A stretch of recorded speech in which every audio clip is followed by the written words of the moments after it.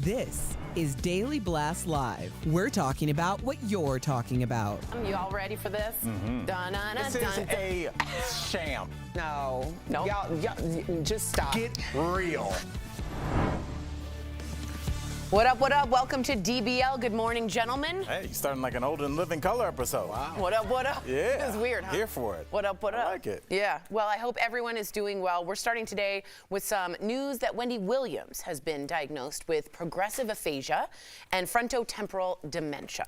So her medical team made the announcement in a press release saying she is still able to do many things for herself. She maintains her sense of humor while receiving care. So we want to make it clear and easy for us to all understand. These are the exact same conditions that Bruce Willis was actually diagnosed with last year. Wendy's been making headlines recently for a new Lifetime documentary. I don't know if you all have heard of it. It's called Where is Wendy Williams? It was filmed between August of 2022 through April of last year. What do we all think of this? And Al, I don't want to go here in a way that seems accusatory, but she was pretty out there with some of her comments about other celebrities in pop culture. I don't think discussing somebody's life accurately is you going there. But I think that's doing her memory justice. Yeah, and that's what she had. Does this excuse in any way those that were hurt from her sort of lambasting tabloid-esque take? Does this, do you forgive now because she's been diagnosed with this? I wasn't kind of really like Wendy Williams' target audience, but I was aware of her just because she was such a provocateur. The term today is something stirrer, you know? Yeah. But back then, what she did on TV is she just had these kind of random pre-internet theories, and she would just put them out there, and they would become kind of something that A-list celebrities would have to deal with. Hey, this person is gay, or this person's cheating on their wife, or they have a drug problem. Saying this on national TV to a huge audience. So as we're sitting here and we're being compassionate about her memory, trust me, there's a lot of people watching this documentary like, good for you. And there's this weird dichotomy with us as human beings where we are always going to be empathetic when we see somebody towards, declining. But at the same time, we talked about memories, Tori, and the life that you lived. And she was of her era. Yeah. I don't know if that, we'll talk about it if the show could exist today. But I really hate that we as a society look at the people that were part of the early 2000s, part of the 80s. We go back to interviews and we pull that one person out that asked an untoward question. But that's what society wanted. That's how society was talking. So Wendy Williams was the megaphone for all things tabloid, and especially dealing with African-American culture. So it's a complicated legacy. Absolutely. You know, we've gone so far in the other direction that I wish we kind of had some of it back. The Wendy Williams, the Howard Sterns, even the Perez Hiltons. I know they all caused harm to certain people, but in a way they also made those certain people famous. Because if they weren't around, those people wouldn't be famous. For all of their successes, look at what at least the United States could have. There was no internet back then. There was no podcast to stick up for yourself. If there was a show like that right now, someone could go on their own podcast and say, Howard Stern's way out of line. This is the story. He's cutting it down. In fact, I'll go on Howard Stern and I'll tell you about it. Now people have a way out. There was no way out. That was the information that they were given, and there was no retraction. If Wendy Williams said something wrong or incorrect, or Perez Hilton said something wrong or incorrect, that's the story people went with. We have all this information today, and we still don't retract stories when we get something wrong. So I don't know if things would be different, but I would like maybe taste a little Wendy Williams in the news. When we interview these celebrities, it's, oh my God, you are the most beautiful. I mean, I've never seen a vision like that. Yeah. Get away from me with that stuff. Ask a real question. Ask me about, I can't stand the way we handle celebrities in our society. I've always said Howard Stern is maybe the greatest interviewer of our time because he asks great questions and he stays on it. He doesn't let people look a lot. I look at interviews all the time with these politicians and they'll give some kind of ridiculous half answer and they'll just move on. I know. A good interviewer is the key to actually having a good segment, actually. My question is this: could you have a show like this today? Could you, as you said, could we sprinkle it back in? Has the pendulum swung enough so we could have someone like a Joan Rivers when she used to roast people for Fashion Police? Could we have that back without being like, oh my God, how mean? Are we there yet? I would love to think that, Right. and I would love if production companies and people started thinking like that a little bit more, but they're scared. Yeah. People are scared. This cancel culture wiped out creativity and wiped out, there was things that we needed to correct, no doubt. Yeah, wiped out bad things too, doubt, right, No exactly. doubt, but it went too far. And now the pendulum is swinging to podcasts. When you see people interviewed on podcasts, they're being their true selves. Yeah. When you see people on the red carpet, man, I can't believe you wore a dolphin on your head. That's the best thing I've ever seen. Tell me about it. Ill. Yeah. What are you hiring these people for? They're embarrassing. They're embarrassing your network. I don't know. I just have a problem with Hollywood. Maybe I'm a little... a little bitter? Maybe Again, because there's no creativity. It's ridiculous. Everything's the greatest that everyone has ever seen all the time. Right. Well, there's going to have to be somebody to go first. And really, you're saying Hollywood, but what you Maybe really... it should be me. Yeah, I was going to say, should you host that what show? What you really mean is advertisers. These production companies will put on, if they realize that the public wants to see penguins marching around, yeah, they don't do it. That's right. Underrated movie, by the way. It's I don't even know if it's underrated. It's great. It's so awesome. But, you know, they'll put anything on if advertisers will put their product next to it. You're right. That's all. You're right. And if we need it, advertisers are the real censors. It'll tell us the litmus test if we're ready for Wendy Williams or not. But maybe it should be the old Jeff Schroeder show. How come emperor penguins aren't extinct? Like, do you see what they go through? I know. The eggs, they freeze almost instantaneously with the egg Gone drop. for 3 months, you just sit there? What are you doing? And if you move the egg, it's gone instantaneously. The penguins. Now that's news. That's news. That's news. Coming up on DBL, something Jeff and I agree on. See? Legendary. Good TV right That's here. That's right. Broadway star Betty Buckley is talking about the long-standing success of cats and unique love stories, from a man's elaborate FaceTime proposal to a couple who tied the knot in a gas station in a bathroom. Yep.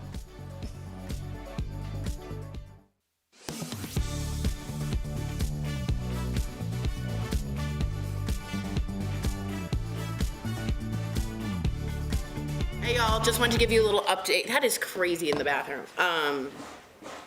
We will be discussing Travis and Taylor. I just wanted to give people a little heads up. Do you think people were about to tune out until you said that? No, I was thinking that it might make people tune out if we have Travis and Taylor. Also, really quick. People want to hear about it, though. I know. It's a thing. It is a thing, but it's getting, even I want to hear it. Here, come in a little closer. It's also been 1 month since my mom died.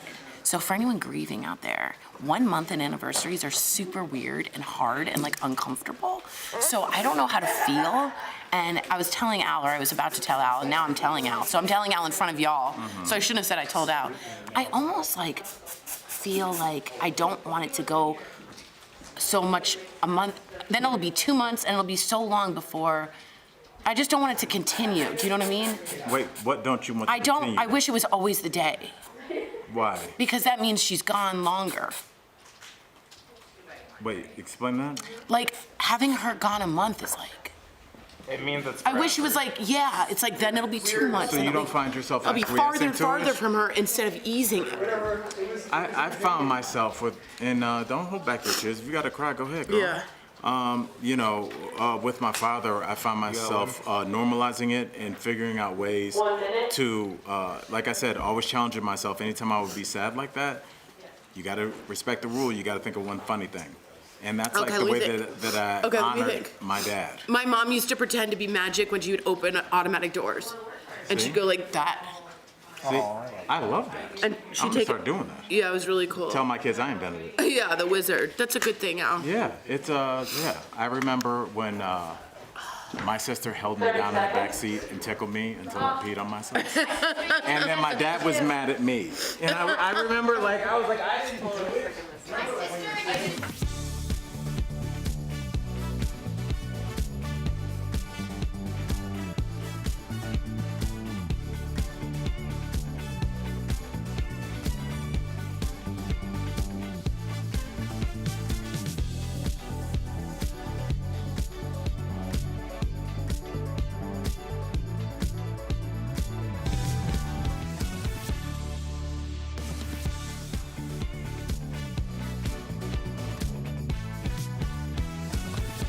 Welcome back. We have a couple of viral videos celebrating love in unconventional ways. So up first, a rapper proposed to his partner from prison. Check this out, though. He hired a wedding planner to plan out an elaborate stunt with giant "Marry Me" letters, heart covered in white roses. There were even pyrotechnics.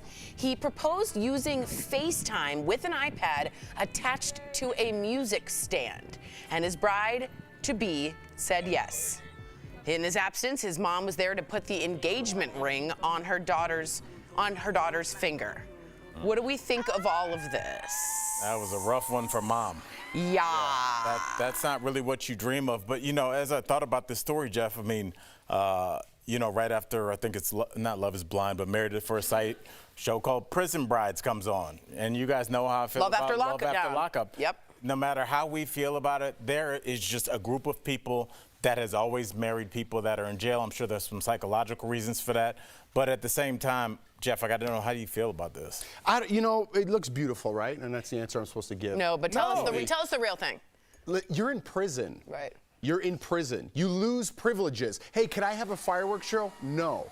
Why not? Because you're in prison for attempted murder. You work, yeah. You do your time, and you don't get benefits that other people have that contribute to society, that obey the laws. I'm sorry, but this rewarding behavior for bad behavior is just going to produce more bad behavior. It's enabling. That's what we're doing. Yes. And by saying, like, hey, this is how certain people grow up in certain parts of the country, I get it. But it doesn't mean you need privileges that the people who respect society abide by. I know. What would you say to a warden that says married prisoners are better behaved?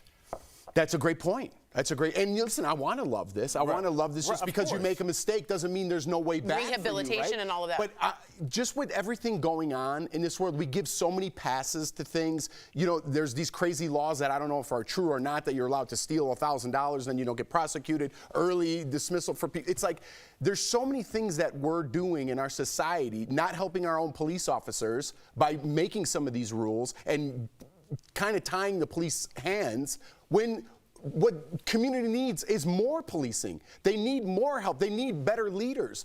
I don't like, listen, I want to say I love this, but I don't. Right. And when you do something wrong, you have to deal with the consequences. Yep. And I think there needs to be harsher consequences, not for certain things, but again, school shooting jumps in my mind, right? And if we brought the hammer down on some of these people, then maybe it would deter people from doing. A deterrent is exactly what it is. We don't even know what happened to the people in Kansas City. I don't even know what happened to them. I know. Or the Two story. adults is all I know have been charged. That's all I know. Sorry, I went on. No, I appreciate that. We've got another viral video for you, this time from a couple from Ohio. They traveled to a Kentucky gas station to get married in one of its bathrooms. The couple exchanged their vows in the bathroom while proclaiming their love standing next to the bathroom hand dryer. The couple then had their first dance in the disco-themed bathroom while their family and friends, I guess, watched kind of through the doorway. Now for some additional context. This gas station is popular on TikTok. Oy. Some of their restrooms have a red button and has a warning sign, do not push this button. And when you do, it activates this cool disco light and dance music. Cool. What do we think of this unconventional wedding? I think it's absolutely disgusting. Only because of the bathroom aspect. The germs. I'm just thinking of the germs. I don't think the bathroom is an aspect of it. I would say it's the entirety. It really is. Of it, yeah. And if no one can be in there, no one can be part of it. You're just watching from the aisle where the Cheetos is, you know? I don't think that's right. It'd be my luck that I try and sneak in there real quick and then a wedding would start. Now you're stuck there. You have to lift your legs up so you don't, yeah. And you go, mazel tov. Yeah. That's hysterical. Yes. We'll be right back. That's Rough so one. funny.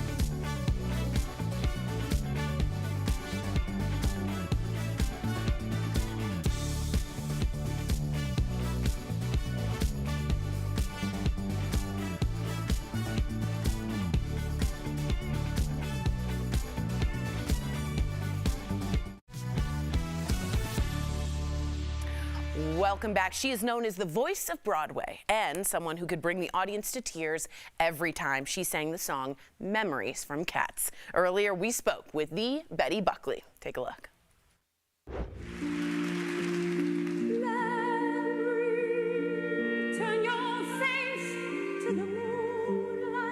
Please welcome to DBL Tony Award-winning artist Betty Buckley. Hi.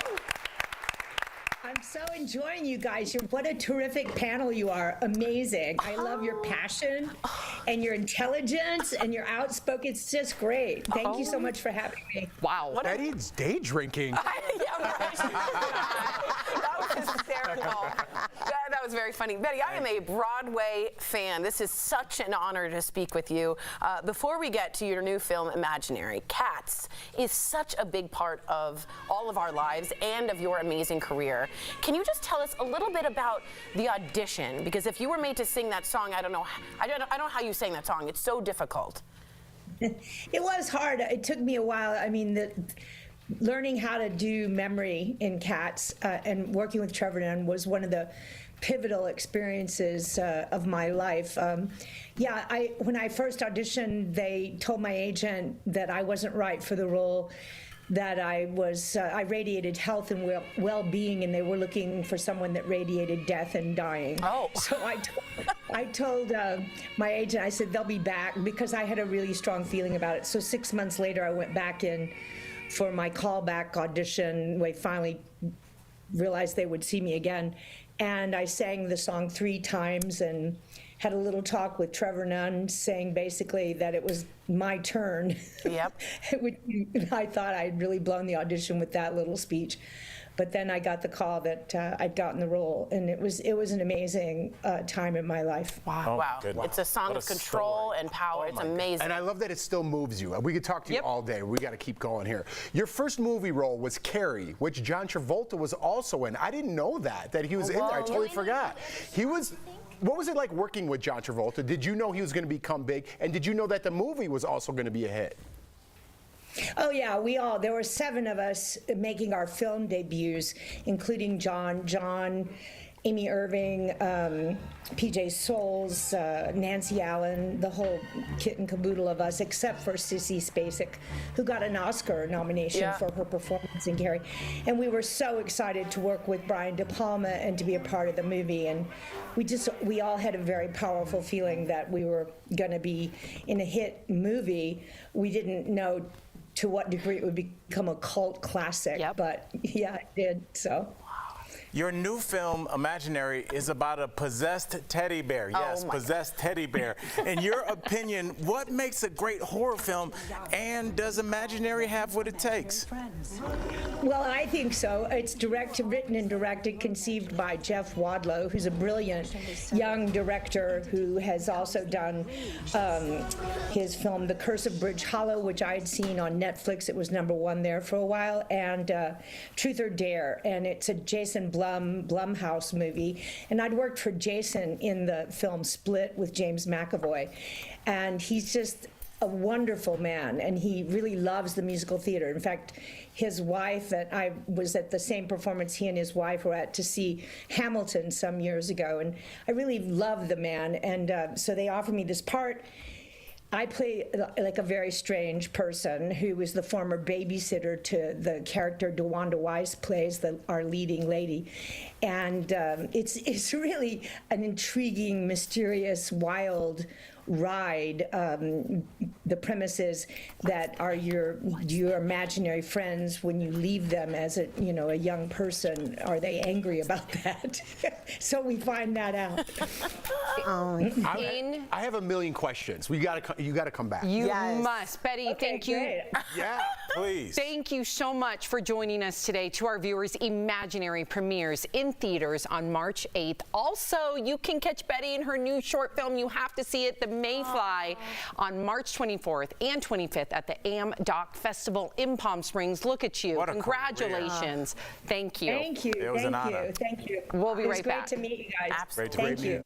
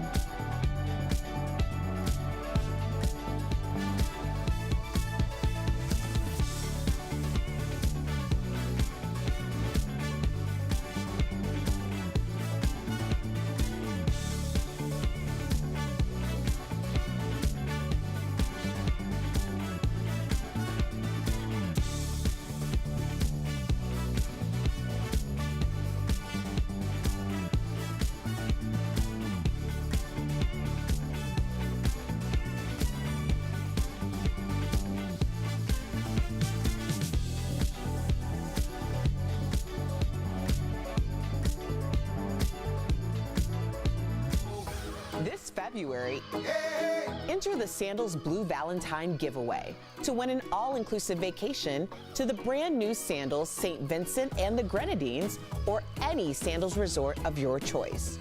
Watch DBL every day for a word of the day. Then enter at dailyblastlive.com/sandals for your chance to win a 4-day, 3-night escape for 2. The winner will be announced on DBL February 28th.